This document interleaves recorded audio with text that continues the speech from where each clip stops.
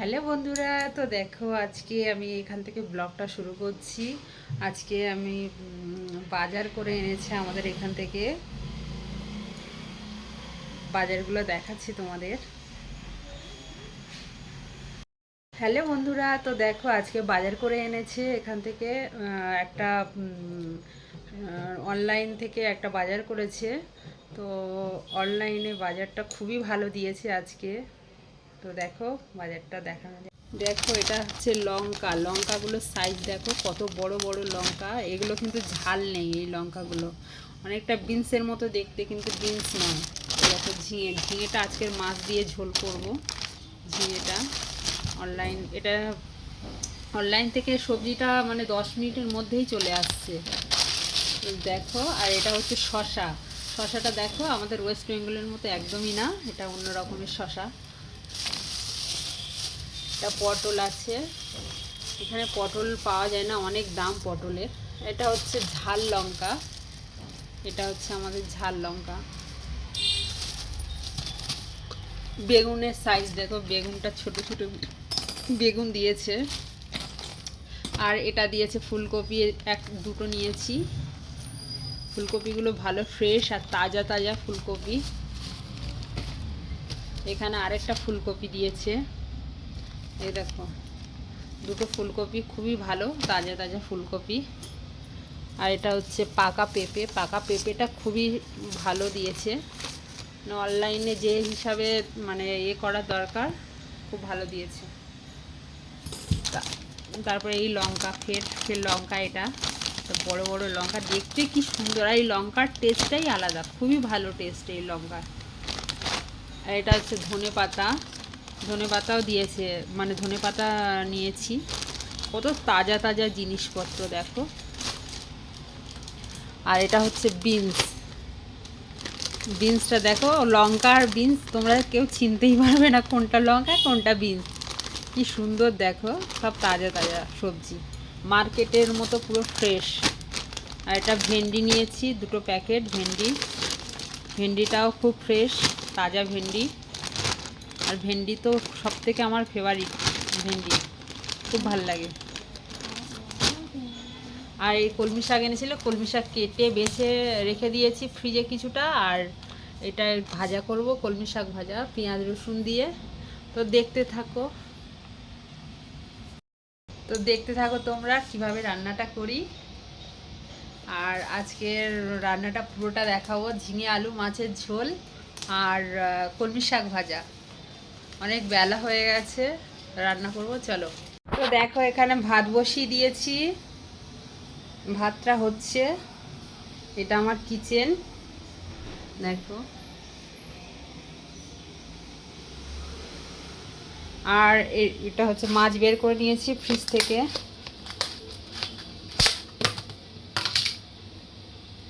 Fridge থেকে মাছটা বের করে নিয়েছি।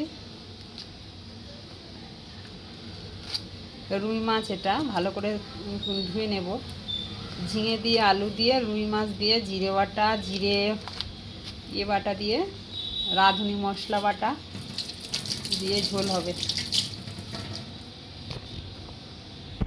দেখো এখানে মাছটা ধোয়া হয়ে গেছে, সুন্দর করে মাছ ধুয়ে নিয়েছি, নিয়ে এবার লবণ হলুদ মাখাবো।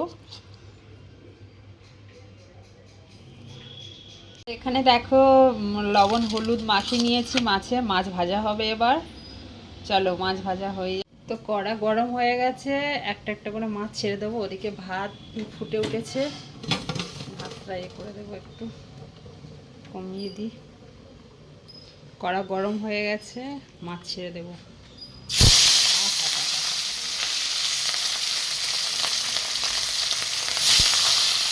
মাছের পিসগুলো ভীষণ বড় বড়, আমার বর কাটিয়ে এনেছি।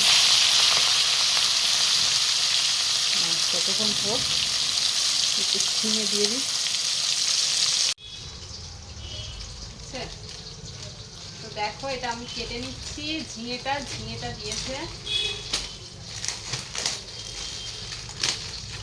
অনেক কচি কচি ঝিঙে, পুরো একদম। দেখো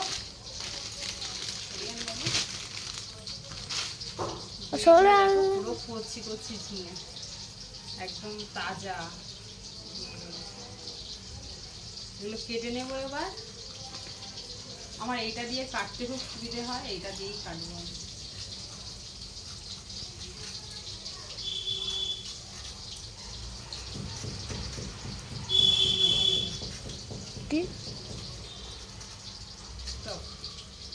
এদিকে লাল লাল করে মাছ ভাজা হয়ে গেছে।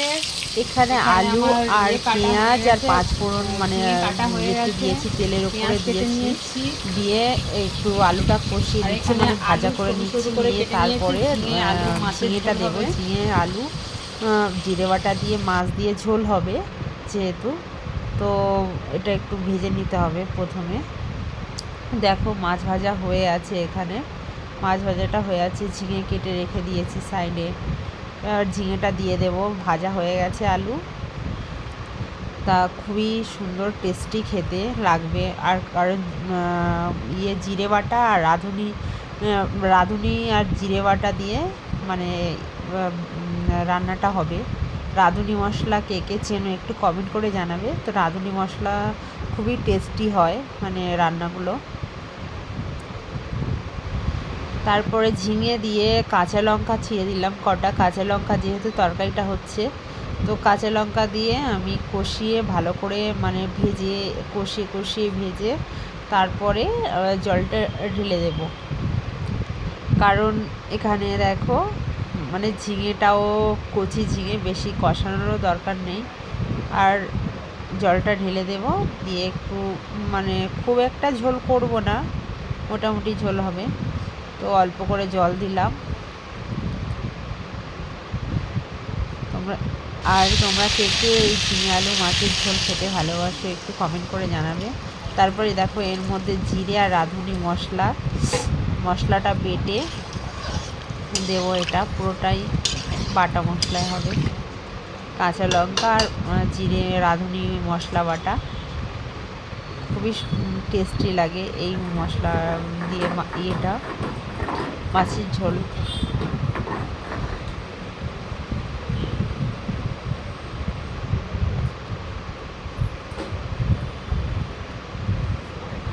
তো আমার জিরে বাটা হয়ে গেছে।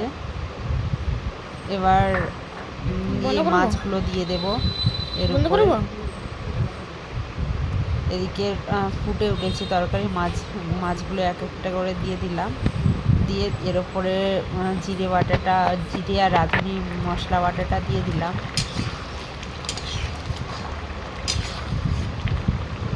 অ্যাকচুয়ালি কী বলো তো, আমরা এখানে রাজস্থানে থাকি, তো রাজস্থানের মানে সব কিছু মানে একটা পেলে আর একটা পাই না, এরকম হয়।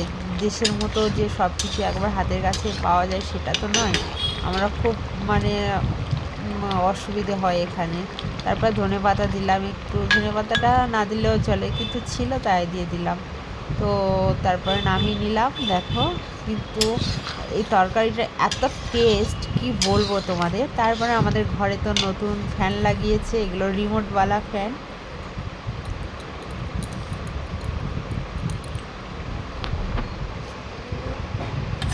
ঠিক আছে, ফ্যান ছিল না, ফ্যান লাগিয়েছে। ফ্যানটা আবার রিমোটওয়ালা, দেখি বাবু রিমোটটা দে। আমাদের আগে কুলার ছিল, এখন ফ্যানটা লাগিয়ে। তারপর শাক ভাজা করবো বলে পেঁয়াজ তেলের ওপর শুকনো লঙ্কা আর পেঁয়াজ ভেজে নিলাম। তারপর অল্প একটু রসুন দেবো, কলমি শাকটা ভাজা করব। অন অফ করা যায়। তো দেখো পেঁয়াজটা মানে ভাজা হয়ে গেছে, এবার রসুনটা অল্প ভাজা হয়েছে, এবার রসুনটা দিয়ে দেব। শাকটা পুরো শুকনো শুকনো করে কলমি শাক ভাজা যা লাগে না কি বলবো, অসাধারণ লাগে খেতে। আর আমরা তো এখানে রাজস্থানে তো পাই না তেমন একটা, মানে কলমি শাক খুবই মানে হয়। কলমি শাক পাওয়া যায় না, এখানের মানুষরা কলমি শাক খায় না, আর ওই জন্য চাষও করে না। তাও মাঝে মাঝে আসে, মানে বাঙালিরা খায় বলে তো অনেকে চাষ করে, যারা চাষি তারা চাষ করে এখানে বাঙালিদের জন্য। কিন্তু এখানের মানুষ, রাজস্থানের মানুষ কিন্তু খায় না, কলমি শাক খায় না, ওরা জানেই না কি হয়, মানে খেতে কি হয়। তো এগুলো রসুনটা দেওয়ার পরে শাকটা দিয়ে দিলাম। শাকটা দেখো একদম ঝিরিঝিরি করে কেটেছি। শাক আমি এরকমই কাটি প্রত্যেকটা শাক, কারণ এরকম ছোট ছোট করে ঝিরিঝিরি করে কাটলে শাকটা খেতেও ভালো লাগে, আর খুবই মানে এমনি শাকটা গলেও যায়, মানে একটু ডাঁটা ফাটা থাকলে গলেও যায়, খুবই ভালো লাগে খেতে। তো আমার শাক ভাজা হয়ে গেছে, একদম শুকনো শুকনো করে শাক ভাজা করে নিয়েছি। তারপরে দেখো খাওয়ার সময় শাক ভাজা তো খাওয়া হয়ে গেছে।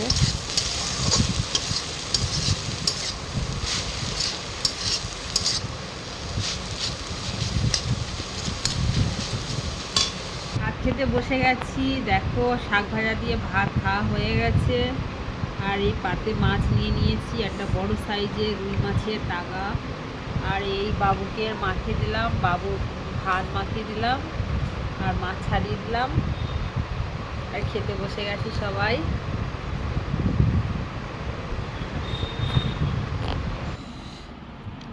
মাছটা যা টেস্ট, বড় মাছ তো, 2-3 কিলো ওয়েটের মাছ।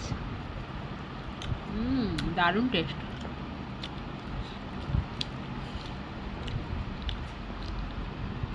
আর ঝিঙে পাতলা ঝোল, কি সুন্দর ঝিঙে, খেতে কি ভালো লাগে।